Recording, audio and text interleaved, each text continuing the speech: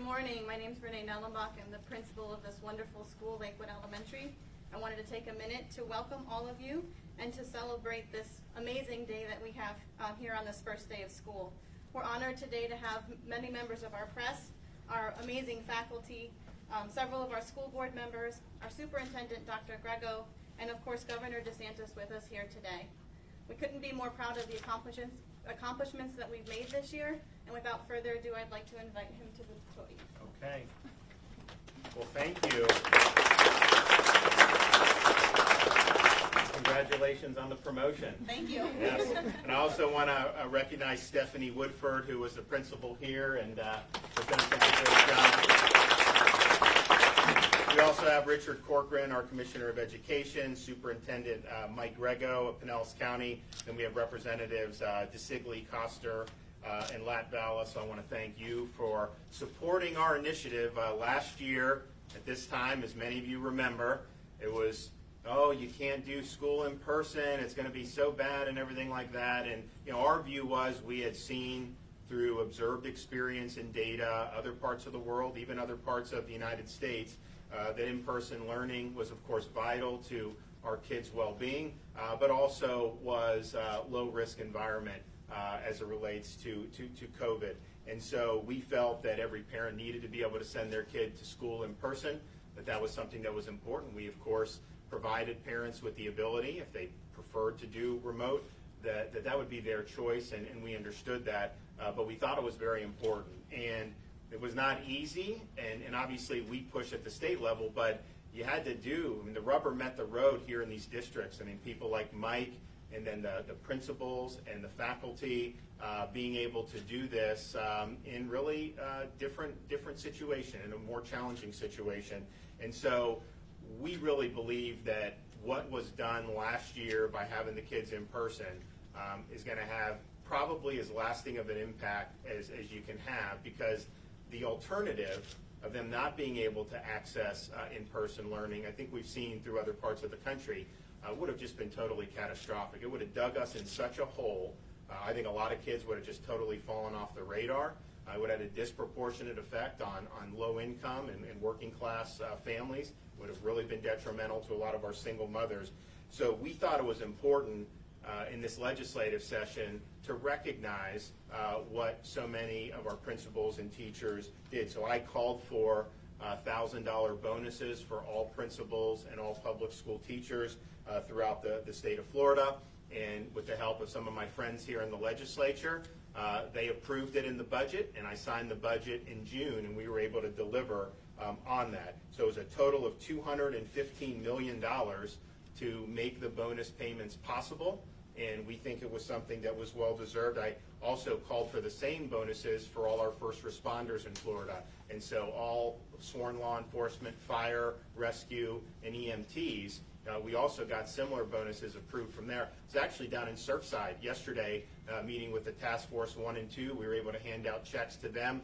We proposed this and signed this before the Surfside tragedy happened, but we did it because we understand when things happen, the folks that wear these uniforms are the ones that we depend upon to come and help protect us, and nowhere was that more apparent than in the response to Surfside. And I can tell you, I was there the day it happened, later that day, and every day for probably a couple weeks. And those, particularly the Miami-Dade folks and the city of Miami folks, they were on that pile. They were.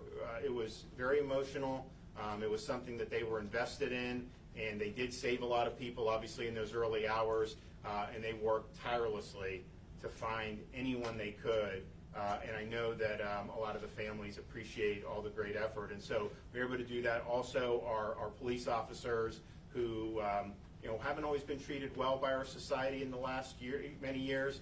But I think in Florida, we believe integral to have safe communities. You can have good education, jobs, but if the community's not safe, all that stuff can go by the wayside. So we're able to do that in Jacksonville and in Pensacola. So we're happy to do that. This bonuses for the educators. It's about 175,000 full-time teachers and then 3,600 principals, both in the school districts and in some of our other public schools. So we think we'll obviously hand out some today. A lot of these checks should be hitting now. I think some people have already received them, and I think people will receive them this week and into next week. And this builds off some of the work we've been able to do in 2020. We had an initiative to improve teacher pay. We did $500 million to increase salaries for new and veteran teachers. In the most recent budget, we were able to continue that and add another $50 million on top of it. One of the things we targeted was trying to have a higher average minimum salary throughout the state of Florida. We went from $40,000 to now $46,000. You know, as you look going forward, recruiting people to come in. People have a lot of options nowadays, particularly people that do well for themselves academically. You know, we understand it's not like something you're going to necessarily get rich off of, just like with law enforcement, but it does help to be able to provide some better incentives. So we're able to do that, and we think that that's something that is really important. We're going to continue supporting that. We also know in Pinellas County, under Mike's leadership, you got a lot of great people. I went to school in Pinellas County, so I know firsthand, and proud of that. Earlier this year, I announced that Sarah Ann Painter in Pinellas County was Florida's Teacher of the Year for 2022, and so really good. And I have with me today teachers Brittany Duquesne, who's a kindergartner teacher, and last year her entire class consisted of students who were not considered kindergarten ready. And by dedicating countless hours to her students and working with them all individually, she was able to make remarkable progress. And by the end of the year, 99% of her students were at or above grade level. So Lynn Price is also here, 5th grade math teacher.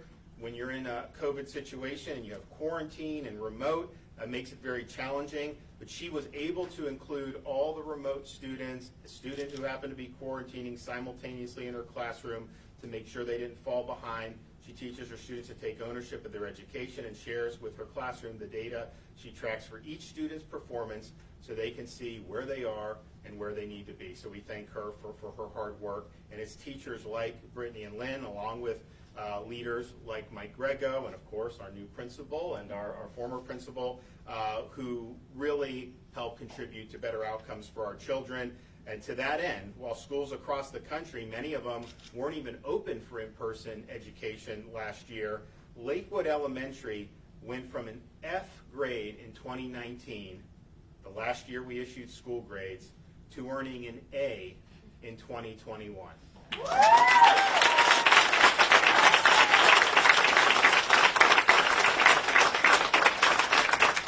In fact, the school hadn't scored better than a D since 2013. And so this type of turnaround is very rare, but it's a testament to the hard work of everybody involved, the teachers, the administrators, the parents, and students at Lakewood Elementary. And so we oftentimes hear, I mean, sometimes it's like, you know, people think that, oh, you know, it's hard, you can't improve outcomes or all this other stuff.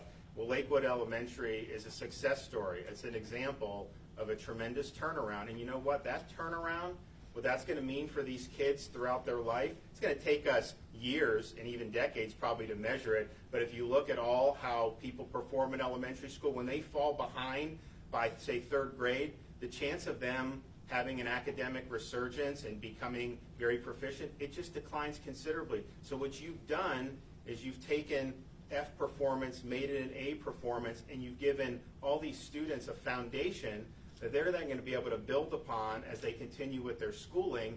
And I have no doubt that the students here are going to have successful endeavors in their life as a result of this. And I think had you not done what you did to help turn it around, some of those students would likely have fallen behind and would likely have not realized their full potential. So it's important. You don't always see everything right away because this is a long journey in students' academic life and beyond. But I can tell you, I think people are going to look back, some of these kids will look back at their elementary school years after they've gone to college or done other things successful and thank some of these teachers and thank the school for getting them on a good track. So I can't thank you enough. We think that this, the bonuses were just because of how challenging last year was. We thought it was important that we show a token of appreciation, and the legislature was able to come through and do it. So we're happy to be able to hand out some checks today. We're going to hear from Mike Grego, Commissioner Corcoran, And then we'll hand out some of the checks to the great teachers here and to the principal, of course, who also deserves it. So, Mike Grego, do you want to come up and deliver some remarks? Certainly, thank you, Governor, for being here. What a first day of school, right? This is my sixth school visiting. I greeted bus drivers early this morning, and I was so anxious to be here. I want to thank my board for being here, the 4 members who were able to make it here. What a journey this has been, and I want to say publicly to thank Commissioner Corcoran, because I didn't know him all that well. And when this school was in the status, I called him up and asked him to make a visit to Lakewood. And I said to him, after your visit, we will do whatever the statute, whatever. But we were requesting an extension. And Commissioner, I want to publicly say thank you for your heartfelt visit and your observations and not deciding something different than what you did. I really appreciate that, because I think the ending is really clear, is that we need to invest in ourselves. We need to invest in our educational system. And here we are, a year later. I could say to you, and I know this faculty well, how disappointed you were that we didn't have the FSA assessments last year. I know your heads are nodding. I know Ms. Woodford called me up and said, I will only ask one thing for you, just make sure they don't cancel the FSA. Well, you hung on, and you did a remarkable job. And I can promise you, Governor and Commissioner, this school will remain a high-achieving school. This is not a fluke. If you take a look at our performance, it is all about the performance of these students that change their lives, and the parents, and just the smiles of coming into the school knowing that they're an A school. Their hearts are filled with joy.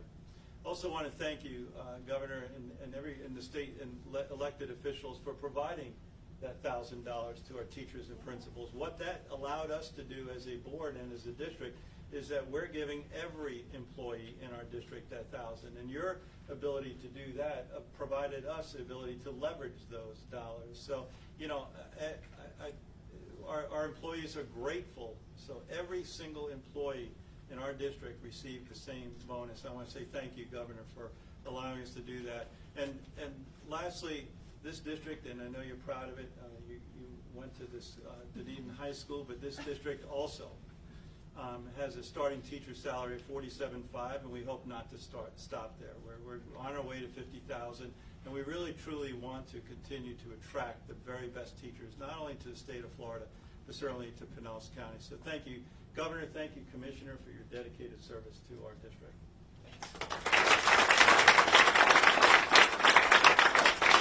Thank you. It's great to be here. And this is actually, we were here in January, February with Superintendent when the Governor announced before session with our great legislators that he wanted to do a $1,000 bonus for all first responders and teachers. And we had that announcement here in Pinellas. And as with all promises that this Governor makes, he keeps them. And that's in a modern day political era, it's kind of a shocking thing to have that kind of honor and commitment. So thank you, Governor, for that.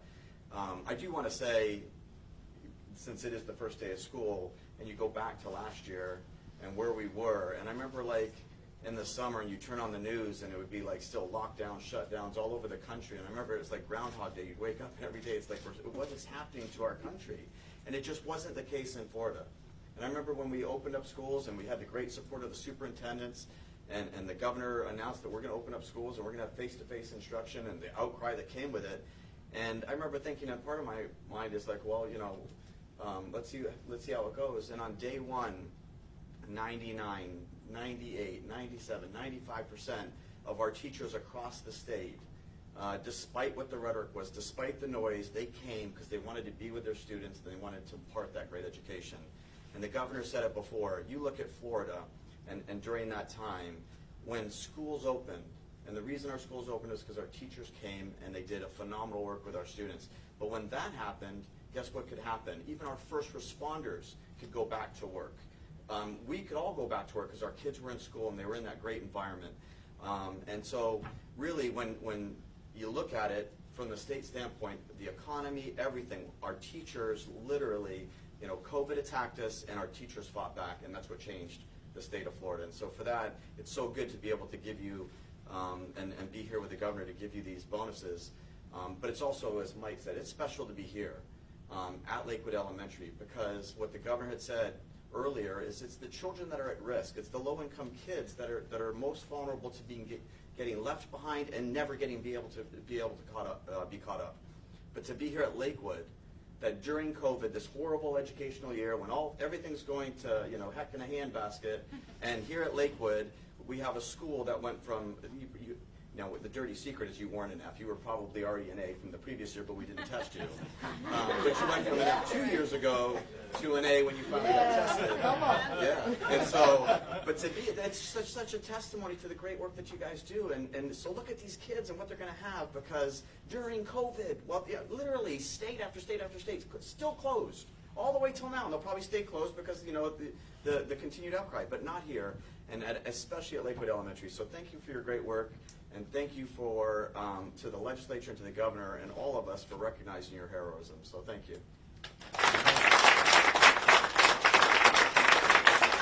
Okay, so we have the there. Okay, so how are we going to do? People just come up and hand. All right, so Richard, why don't you read that, and we'll come and. I need glasses. I will hand it out. Brittany Duquesne. Okay. Lynn Price. April Ash. Taylor Chalfont. Quincy Dorsainville. Bridget Harden.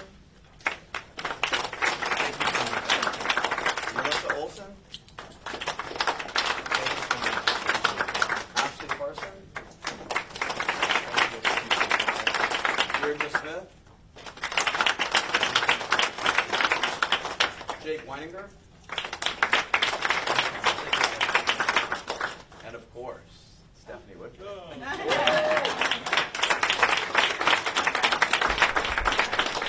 Get a picture.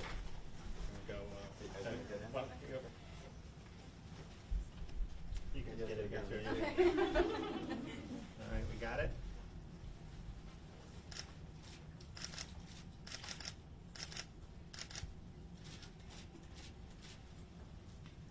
All right, great job.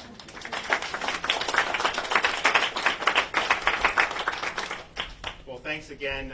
Great success story, and we're happy to be able to, one, provide a token of appreciation for the principals and the teachers, but particularly here in Lakewood to highlight a great success story, and the effort has paid off, and it's integral for a lot of these kids' futures. So thank you very much. Have time to take a couple questions before I get out of Dodge. Governor, the White House now says that it will look to pay any of the superintendents or local school board members who defy your ban on mask mandates. Do you have a response? So our view is, of course, that we believe this is a decision for the parent to make, just given the uncertainty about what it means, particularly for a lot of the young kids to be in that. And I think that's where the vast majority of the districts, I know we have, I think, two who are not providing the parents with the rights, but obviously we believe that the parent, rather than the government, should ultimately be able to make that decision. I'm not sure that they have the wherewithal. They're also talking about imposing a potential nationwide mask mandate on kindergartners, first graders, who knows, regardless of what the parents believe is in the best interest of their kids. And obviously, if you're talking about the federal government coming in and overruling parents in our communities, that would be something that we would fight back vociferously against. Yes, ma'am. Governor, a father in Pasco County tells us his daughter was diagnosed with COVID last night after spending all day Monday in school with other kids. Those kids are now back in school. This little girl is not. But the school says they cannot notify parents until they get notification from the Department of Health or a doctor's note.